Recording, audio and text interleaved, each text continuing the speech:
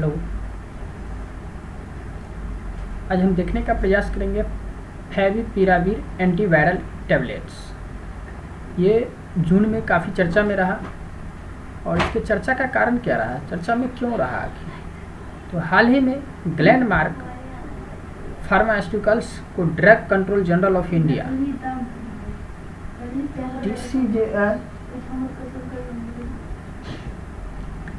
DCGI drug controller general of India द्वारा वैश्विक महामारी कोविड-19 से पीड़ित मरीजों पर फैविपिराविर एंटीवायरल टैबलेट्स के चिकित्सीय परीक्षण की अनुमति दी गई है। किसके द्वारा दिया गया है? DCGI के द्वारा दिया गया है, मतलब drugs controller general of India. DCGI क्या है? Drugs controller general of India. ये कोविड-19 जो महामारी है उसके पीड़ित मरीजों पर फैविपिराविर एंटीवायरल टैबलेट्स जो है उसको मतलब परीक्षण करने की अनुमति दिया है। इसमें प्रमुख बिंदु में देखेंगे कि ग्लेनमार्क फार्मास्यूटिकल्स के अनुसार फैविपिराविर एंटीवायरल टैबलेट्स के चिकित्सीय परीक्षण से कोविड-19 रोगियों पर इसकी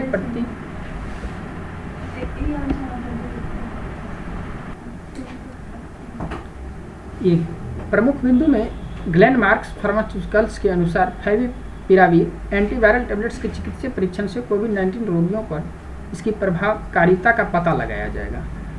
ये क्या करेगा? ग्लेनमार्क फार्मास्यूटिकल्स जो अनुसार है उस फैविपिराविर एंटीवायरल टैबलेट्स का जो चिकित्सीय परीक्षण होगा उसमें कोविड-19 के जो रोगी होंगे उसकी प्रभावकारिता का पता लगाया जाएगा। अब देखिए drug controller general of India क्या है? तो drug controller general of India भारतीय दवा नियामक संस्था केंद्रीय दवा मानक नियंत्रण संगठन है। Central drugs standards control organisation CDSCO का प्रमुख होता है।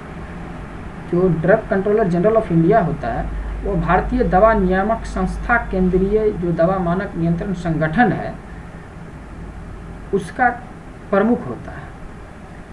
कौन? तो drug controller general of India. Drug controller general of India. तो यहाँ तक समझ गया। अब है कि केंद्रीय औषधि मानक नियंत्रण संगठन CDSCO जो संस्था है वो स्वास्थ्य सेवा महानिदेशालय के अंतर्गत स्वास्थ्य और परिवार कल्याण मंत्रालय का राष्ट्रीय नियामक प्राधिकरण है।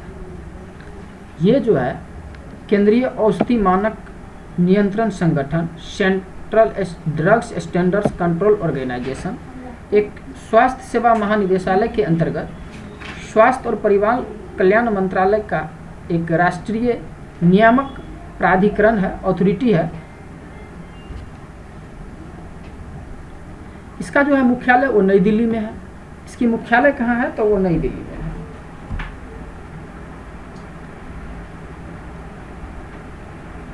देश भर में इसके 6 जोनल कार्यालय है। देश भर में इसके 6 जोनल कार्यालय है और 4 सब जोनल है। 4 सब जोनल कार्यालय और 13 जो है पोर्ट ऑफिस और 7 प्रयोगशाला है। 6 जोनल कार्यालय, 4 सब जोनल कार्यालय, 13 पोर्ट ऑफिस। 13 क्या है? पोर्ट ऑफिस इसका है किसका? Central drugs standards control organisation का, मतलब राष्ट्रीय जो स्वास्थ्य सेवा महानिदेशालय के अंतर्गत जो केंद्रीय औषधि मानक नियंत्रण संगठन है उसका 6 जोनल कार्यालय, 4 सब जोनल कार्यालय, 13 पोर्ट ऑफिस और 7 प्रयोगशाला इसमें है। आगे है कि फैविपिराविर एंटीवायरल टैबलेट्स जो जापान की फार्मास्यूटिकल कंपनी फुजीफिल्म टोयोमा द्वारा निर्मित एक एविगन ड्रग के फॉर्मुलेशन पर आधारित जेनरिक दवा है। यह फैविपिराविर एंटीवायरल टैबलेट्स जो है वो जापान की फार्मास्यूटिकल्स कंपनी फुजीफिल्म टोयोमा के द्वारा बनाया गया एक एविगन ड्रग है जो कि फार्मुलेशन पर आधारित एक जेनरिक दवा है। ये क्या है? एक जेनरिक दवा है। ये एक जेनरिक दवा है। अब जानिए कि जेनरिक दवा क्या होता है। जेनरिक दवाएं होता क्या है? अनुसंधान एवं नवाचार के पश्चात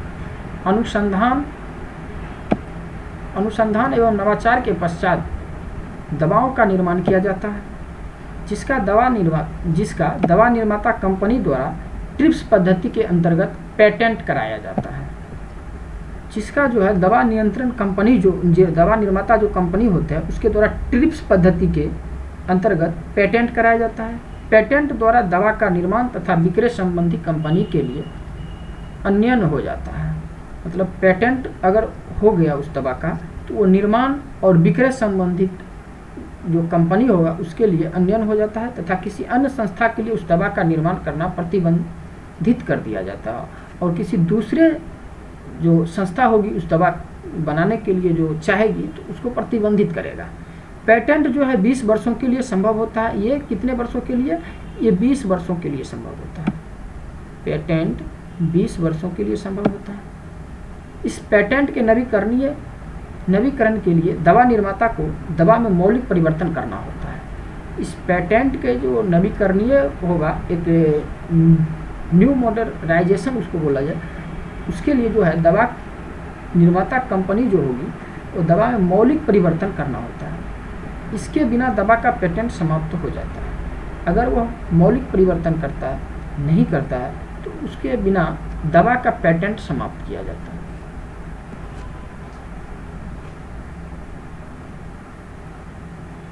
पेटेंट समाप्ति के पश्चात कोई भी कंपनी अथवा देश उस दवा का निर्माण करने में सक्षम होता है। अगर पेटेंट समाप्त हो जाएगा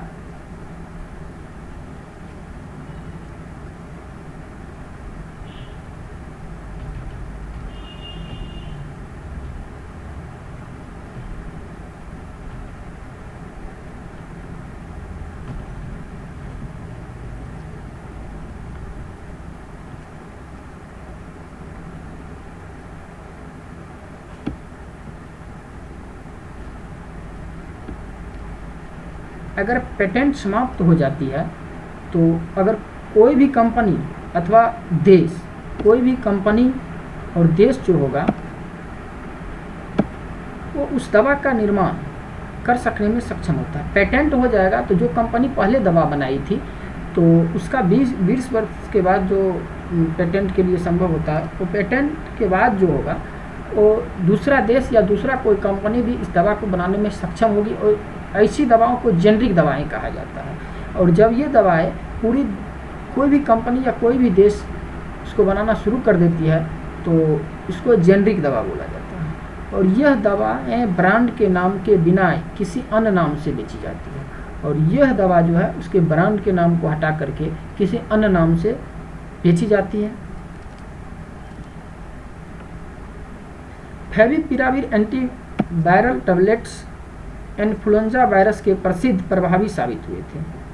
किसके विरुद्ध प्रसिद्धि ये प्राप्त किया था? फेविपिराविर एंटीवायरल टैबलेट्स जो है इन्फ्लुएंजा वायरस के विरुद्ध प्रभावी साबित हुए थे। और चीन, जापान, संयुक्त राज्य अमेरिका में कोविड-19 रोगियों पर इन टैबलेट्सों का जो चिकित्सीय परीक्षण किया जा रहा है, कहाँ? चीन, जापान, संयुक्त राज्य अमेरिका में जो कोविड-19 के रोगी है, जो मरीज है, इन पर इस टैबलेट का चिकित्सीय परीक्षण किया जा रहा है। और इन देशों में फेविपिराविर टैबलेट्स ने कोविड-19 रोगियों पर कई अध्ययनों में सकारात्मक परिणाम का प्रदर्शन किया है। जो ये देश है चीन, जापान और संयुक्त राज्य अमेरिका में जो परीक्षण चलाया जा रहा है फेविपिराविर एंटीवायरल टैबलेट्स का, जो कि इन्फ्लुएंजा वायरस के लिए काफ़ी प्रभावी साबित हुआ था, वो मतलब फिलहाल कोविड-19 पर एक सकारात्मक परिणाम का प्रदर्शन कर रहा है, जिसमें कोविड-19 के संक्रमण की अवधि में कमी और रोगियों के फेफड़ों की स्थिति में सुधार आदि शामिल है। इसका जो है संक्रमण में कमी किया है ये फेविपिराविर एंटीवायरल टैबलेट्स जो है, ये कोविड-19 के रोगियों में संक्रमण को कंट्रोल किया है। उसके बाद रोगियों के फेफड़ों की स्थिति में सुधार लाया है।